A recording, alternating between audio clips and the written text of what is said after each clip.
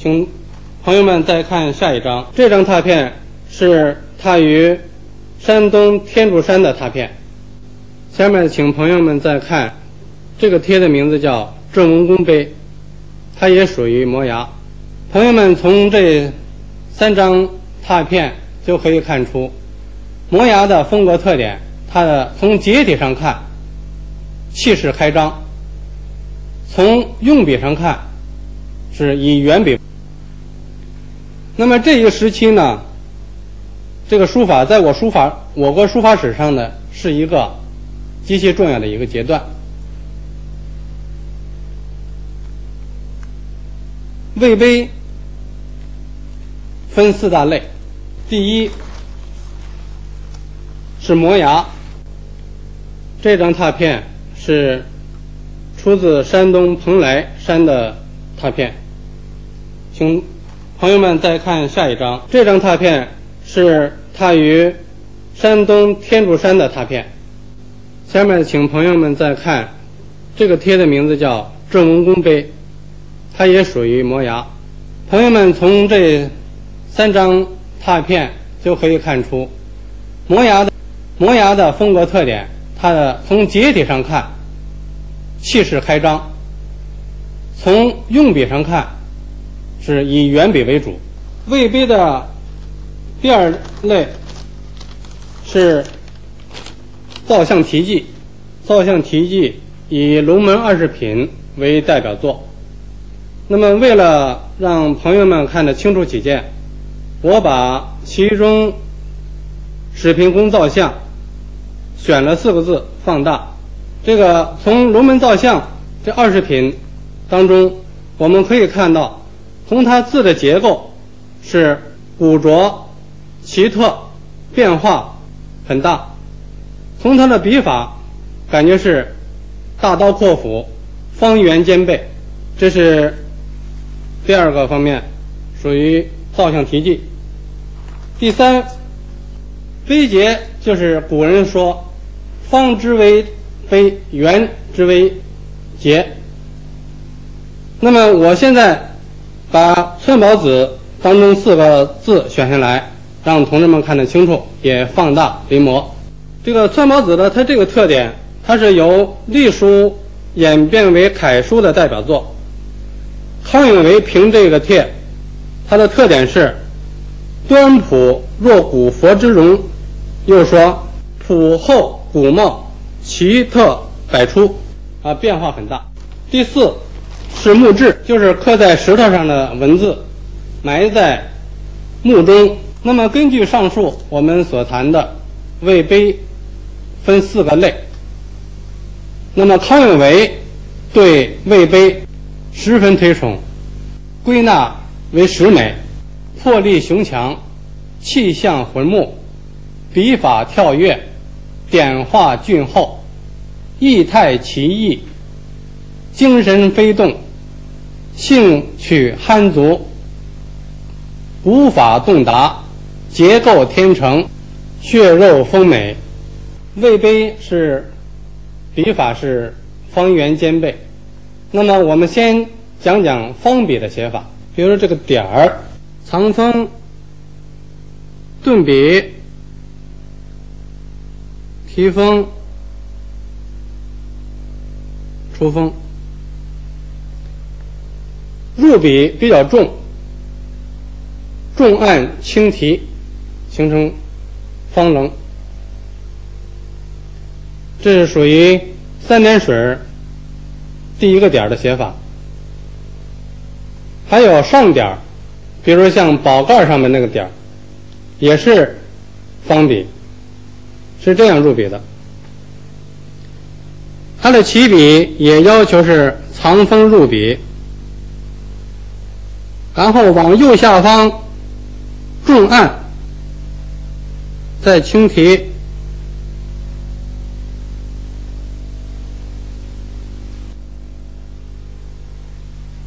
形成棱角。左点像下面带4点水的最左边那个点的写法，起笔不必藏锋，直接入笔，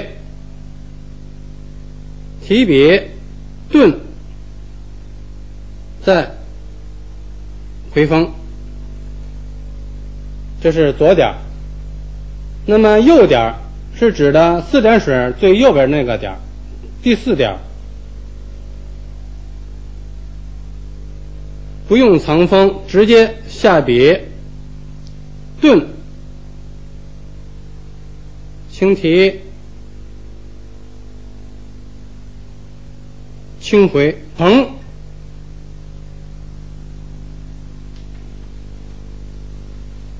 也要求逆入藏锋，逆入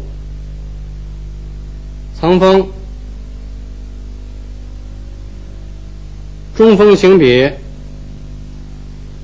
收笔的时候要轻提，再右下顿笔，再回锋，使收笔的痕迹也出现方角。短横和长横写法一样，只不过笔画短一些就是了。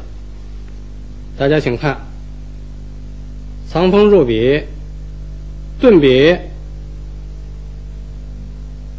轻提，顿，回锋，这是短横。竖的写法和唐朝的楷书写法是一样的。起笔要藏锋逆入，顿笔转锋中锋行笔，轻提，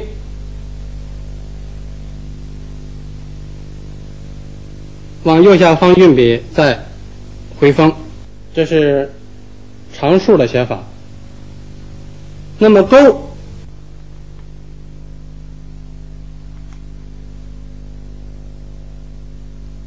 竖下来，接下来有两种写法，这是一种写了下来，提笔，再回锋，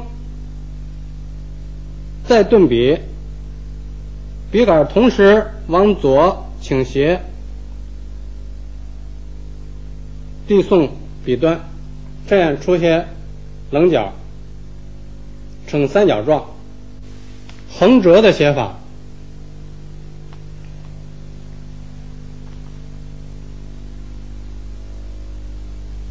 横提笔，重按，再转锋向下运笔。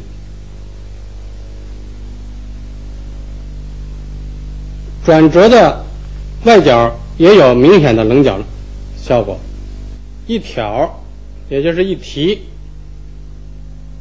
和我们刚才讲的第一个点的写法差不多，只不过是笔运的稍微长一些。大家请看，逆入，重按，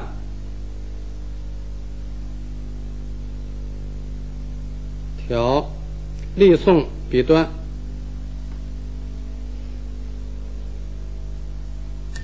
如果用图解的方法来表示，那么这一笔应该是这样用笔：逆入，顿笔，中锋，立送笔端，是这样的笔录。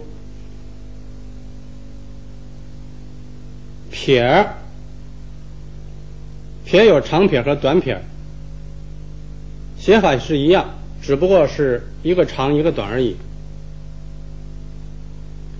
短撇，逆入，重按，转锋，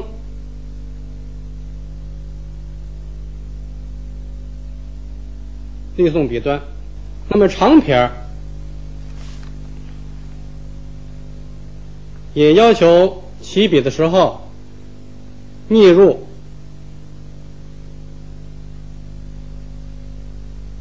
顿笔，转锋、中锋行笔，下面轻按，递送笔端。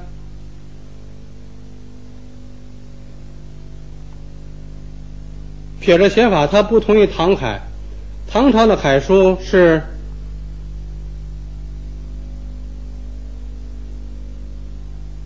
到撇的底端是比较尖细，那么魏碑因为它继承了楷书，魏碑是继承了隶书的笔法，因为隶书撇的写法是这样，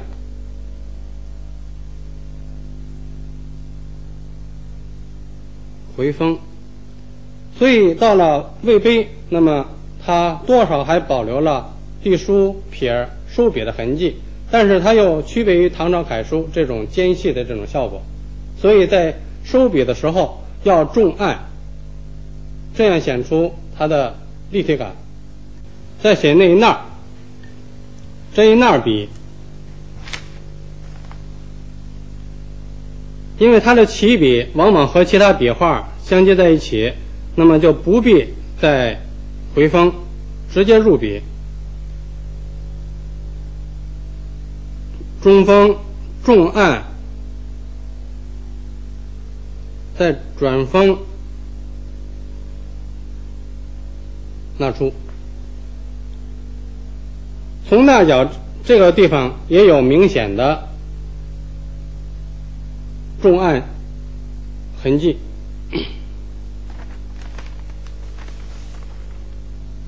这是从史平公这个碑上我们基本讲了这么几个笔画。那么现在我给大家写一个字，重顿收笔，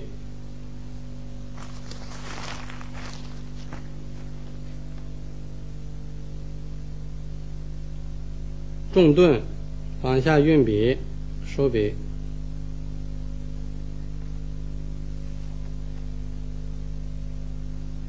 藏锋重顿转锋立送笔端。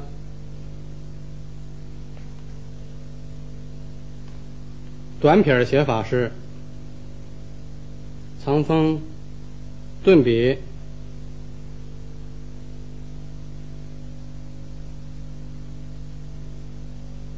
长撇提重按写长撇，行至接近尾端的时候，把笔再轻按，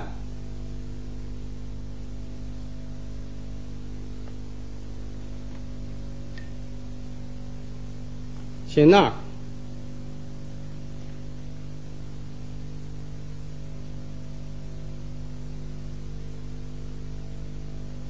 顿，再转锋，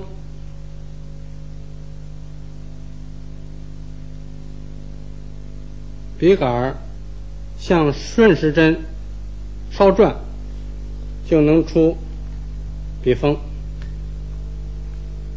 下面这个口字左竖，因为和撇儿相接，就不必藏锋。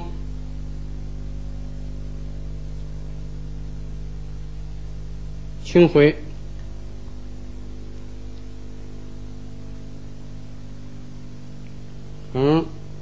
提按笔，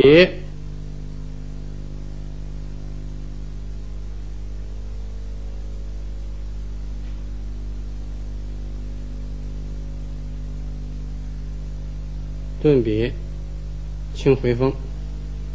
这是从史平公造像当中的笔法是这样子的。我再写一个字，写一个宗字，宗法的宗，藏锋顿笔，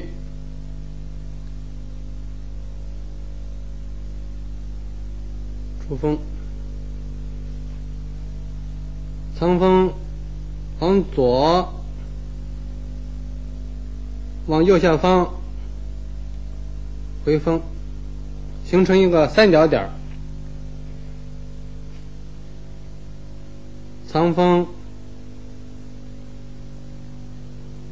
提重按，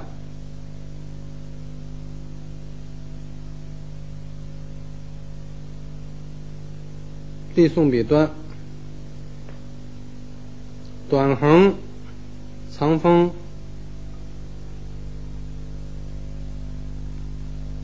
提顿回锋，长横如此，藏锋顿笔，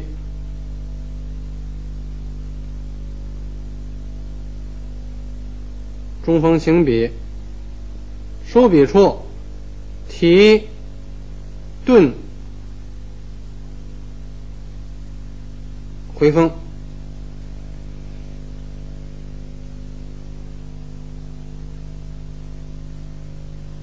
竖回锋，压笔，挑送到头，左点顿回锋，右点藏锋顿笔，提锋回锋，属于方笔的两个字就写完了。希望朋友们在写魏碑的时候要注意，不管是撇还是捺，都要求立送笔端，不要出现那种虚尖儿，出现虚尖儿就感觉很虚弱，就失去了魏碑的特点。那么请朋友们再看龙门20品当中的两个帖，现在从画面上看到的，这是一个帖。所谓方笔和圆笔的区别就在于它的起笔和收笔，这是它的特点。请朋友们再看下一个。朋友们可以从这一品当中可以看到魏碑的方笔的特点，它的起笔和收笔，这指的是横。另外看它的撇和竖的起笔都有明显的棱角。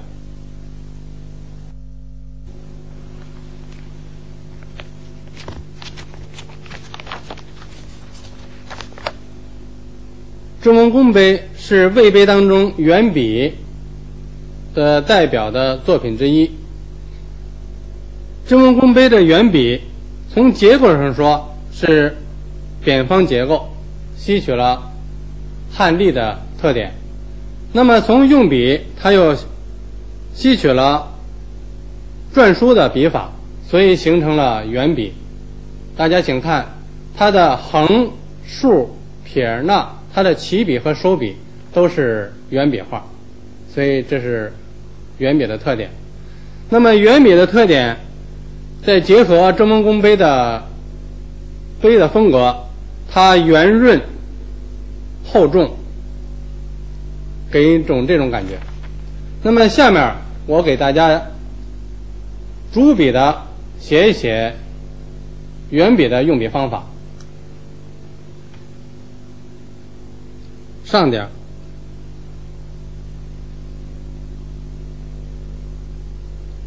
回锋，也要求藏锋和回锋，只不过不像方笔那样大起大落。左点逆入顿笔行笔回锋，右点将下4点的右面那点逆入顿笔向下稍行笔再回锋。不管点多小，写这一点都要有起笔、逆入和收笔要回锋，且长横也要逆入起笔，逆入顿笔，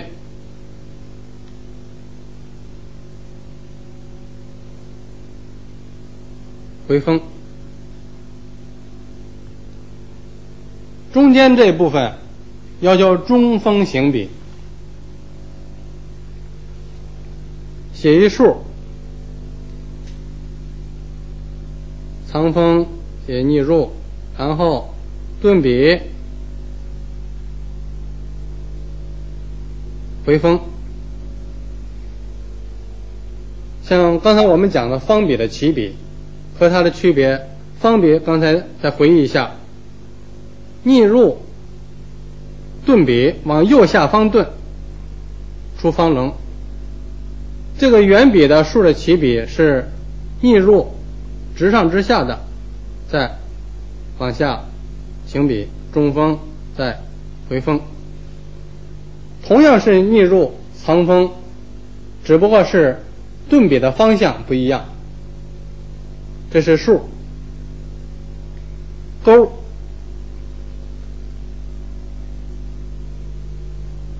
竖笔下来，回锋，转锋，也是立送笔端，不要让它出现虚尖的效果，这样失去了魏碑的特点。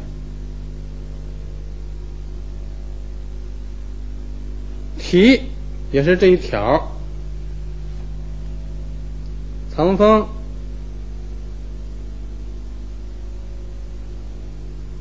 中锋行笔，也是立送笔端。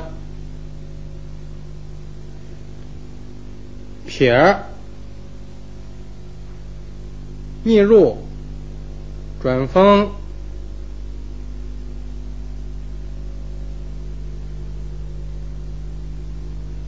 把笔送到头。内捺笔，一捺，逆入，稍顿，再提锋，立送笔端。所以以圆笔画这种书法特点，从笔法来讲它是比较简单的，比较复杂的就是方笔。那么下面呢，我在这里呢按照郑文公的笔意给大家写几个字。那么圆笔的三点水用笔方法是这样子：逆入，顿笔，回锋，也逆入，顿笔，回锋。这一条大家看，藏锋，顿笔，再转锋，转锋的目的换成中锋，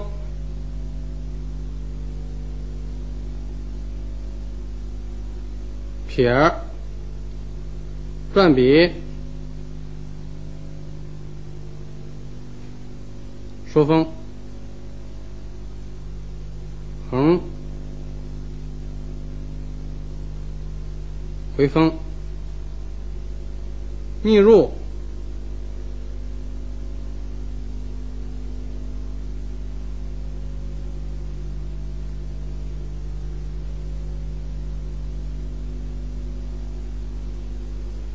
回锋。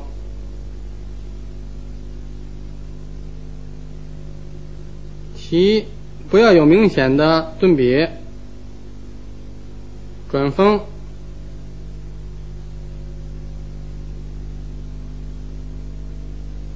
回锋，逆入，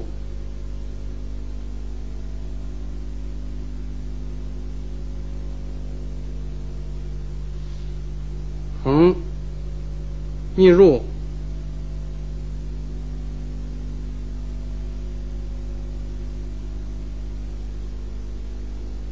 回锋。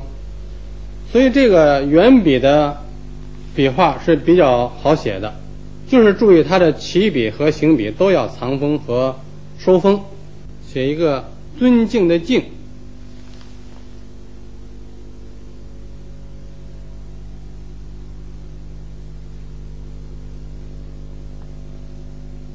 藏锋，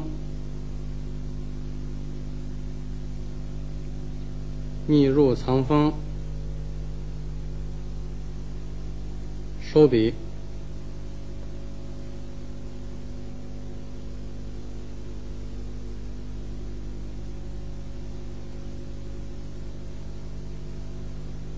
转折的地方，注意我的笔稍微的顺时针拧下笔，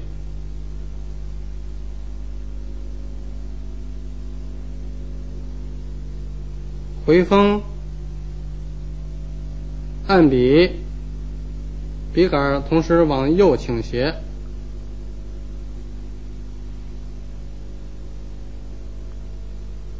逆入，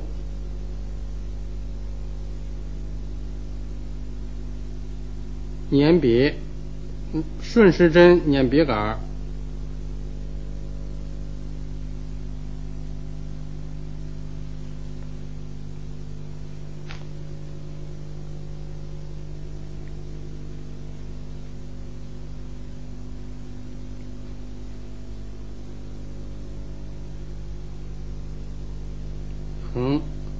这个笔的收笔有点隶书的痕迹，燕尾，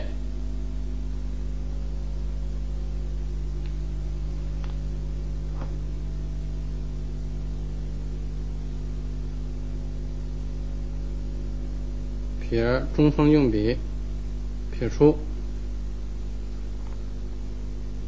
藏锋，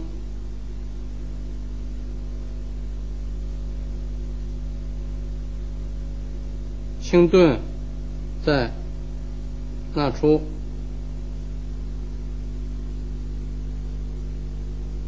收锋。按着张学木志当中的字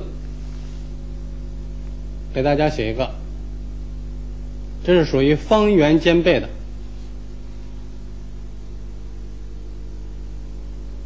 顿笔写一个茂，茂盛的茂，起笔稍微有点方，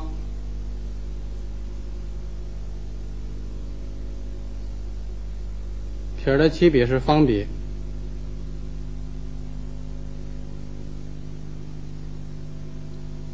直接入笔，不必藏锋，回锋，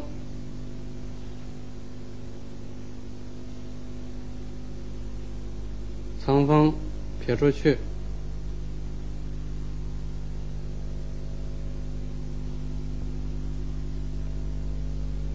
长横，漏锋写，提，顿，收笔有些方。这格钩的起笔，注意它的取势，它的起笔也偏方，往左，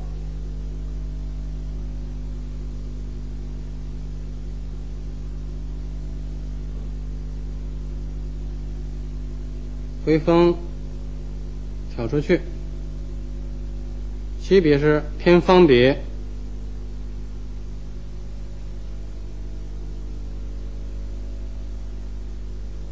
点法，点，顿，回锋，写一个桐，梧桐树的桐，起笔是轻藏，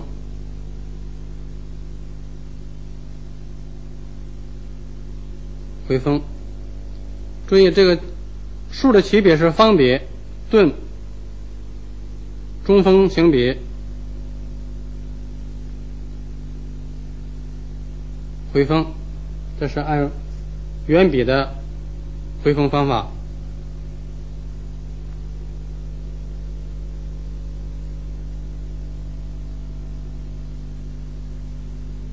回风。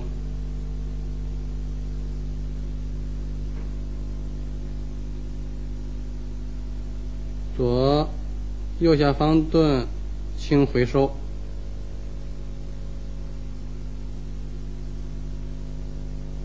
提顿这像方笔了，中锋轻笔，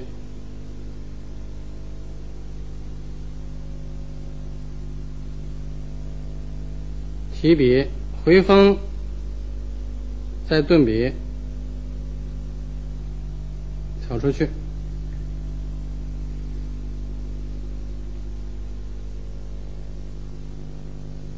提顿，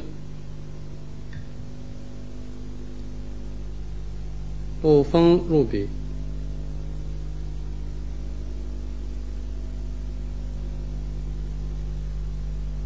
顿，这项方笔的用笔方法。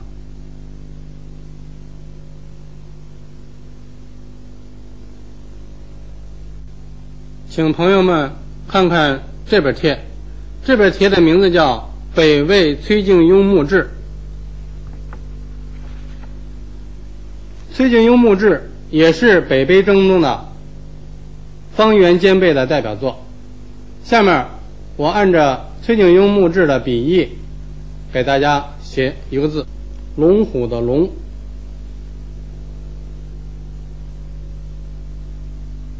逆入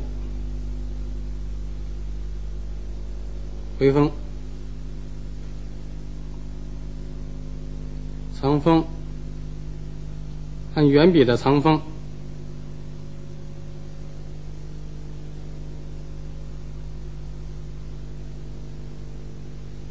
逆入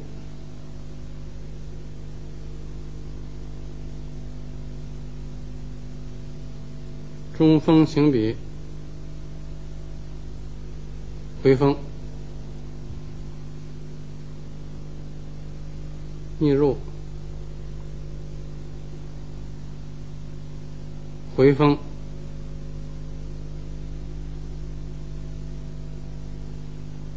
轻顿，然后再顺时针稍稍的捻笔，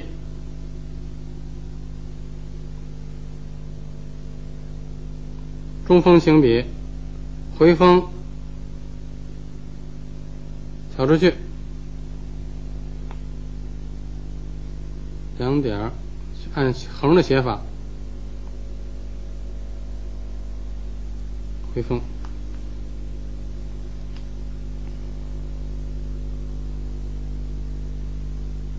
转笔，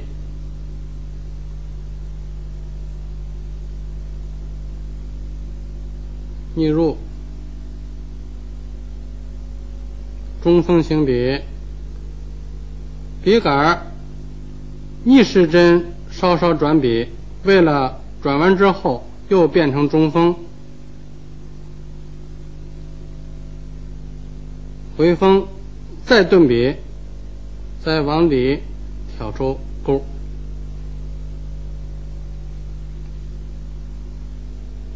三点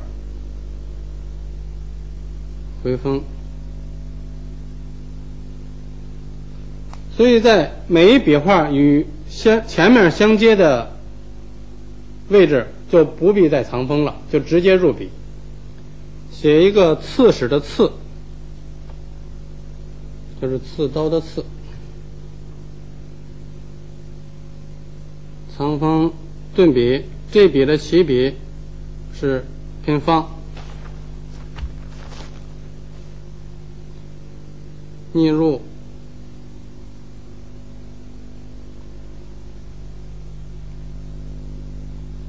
轻顿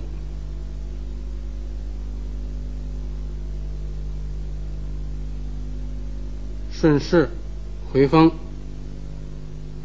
藏锋顿笔，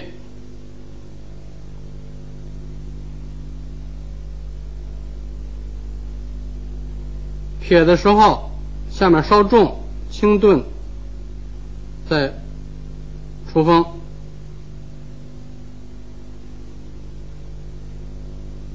点儿逆入回锋，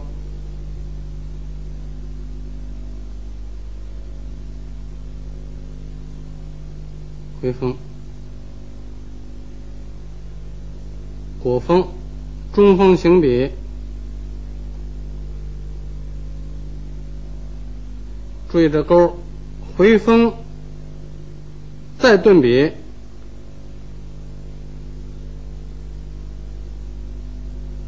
松到头，再驻笔。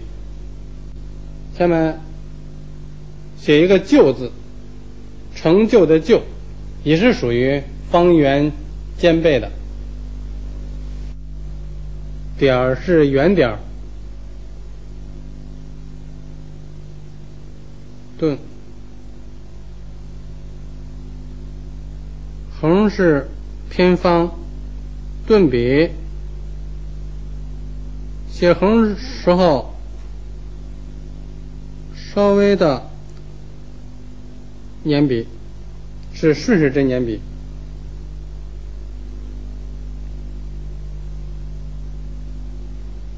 竖，中锋运笔，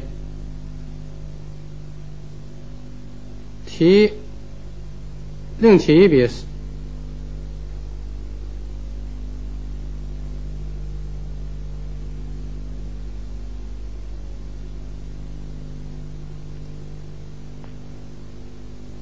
点儿也是圆笔，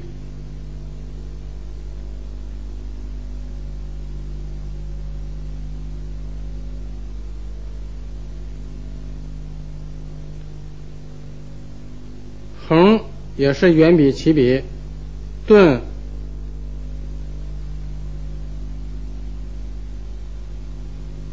没有明显的收笔动作。撇的起笔是方笔起笔，逆入，顿，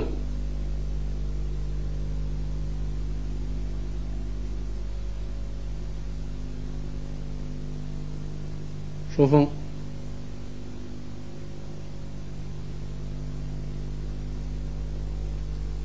转折处有一个明显的棱角，可以另起一笔，再转笔。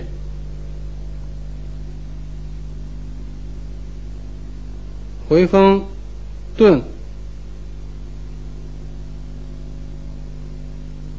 出锋。点儿也是圆笔的写法。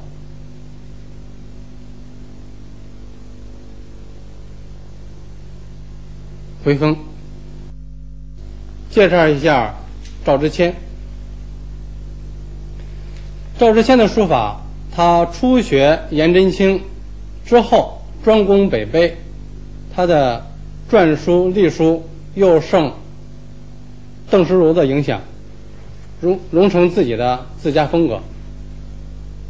现在请朋友们看一本帖，赵之谦书南唐496字。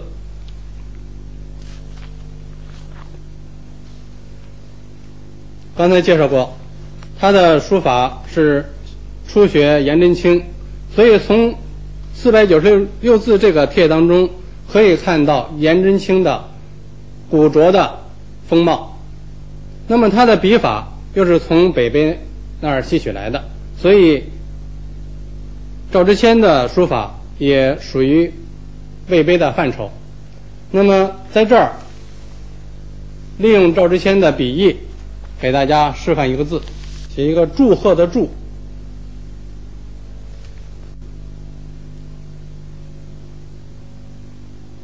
方笔入笔，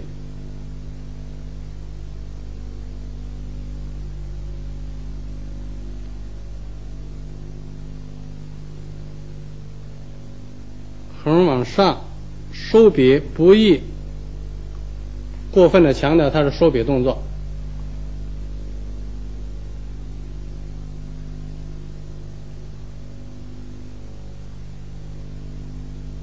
回锋，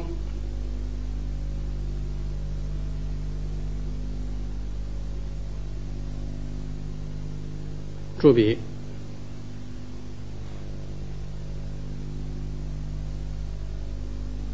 回锋，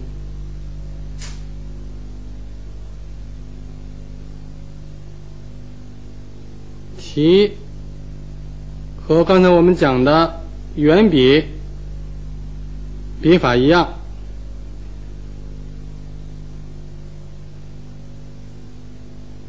回锋，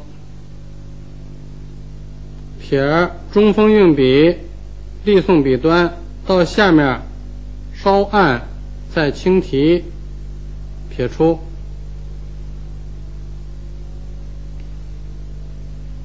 顿，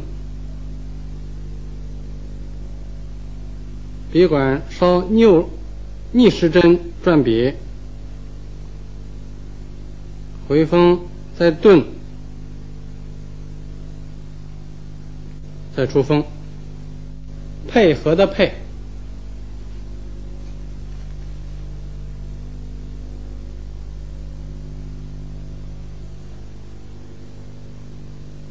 收笔，轻收，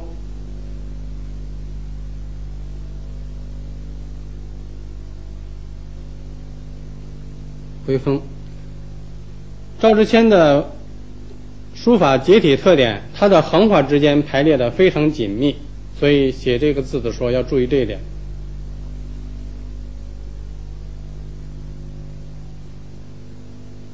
换锋，回锋，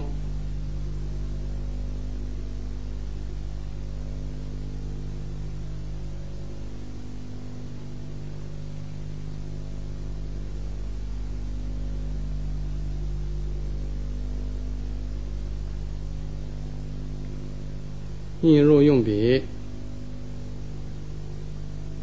齐锋，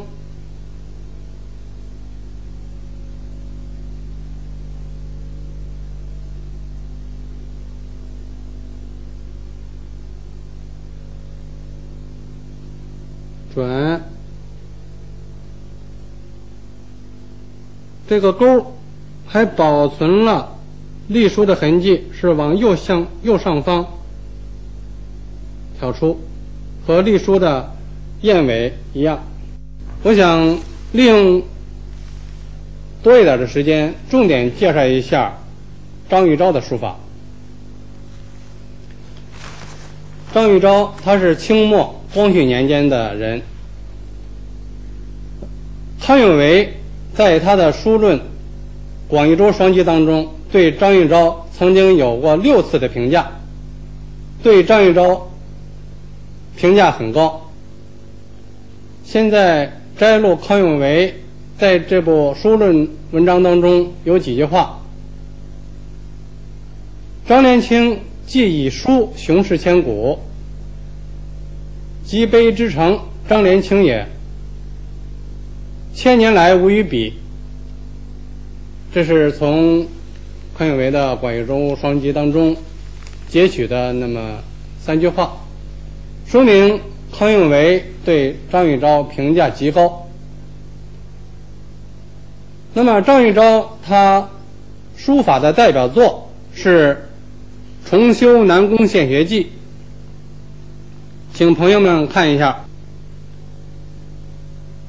大家可以从展现的这个张玉钊的楷书当中可以看到这么一个特点：从他的用笔吸取了篆书、隶书和魏碑的笔法，他的结体学汤人的结构。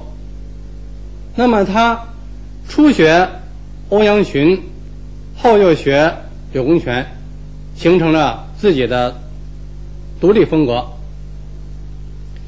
那么张玉钊书法大家都知道，他最大的特点在他转折的地方是里圆外方。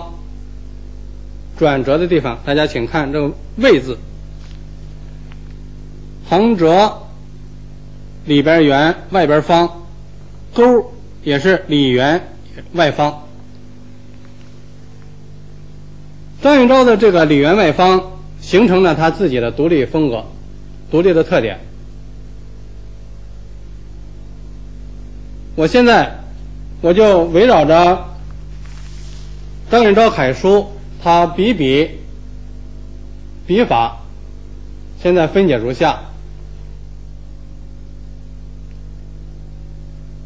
逆入篆书的起笔方法，方笔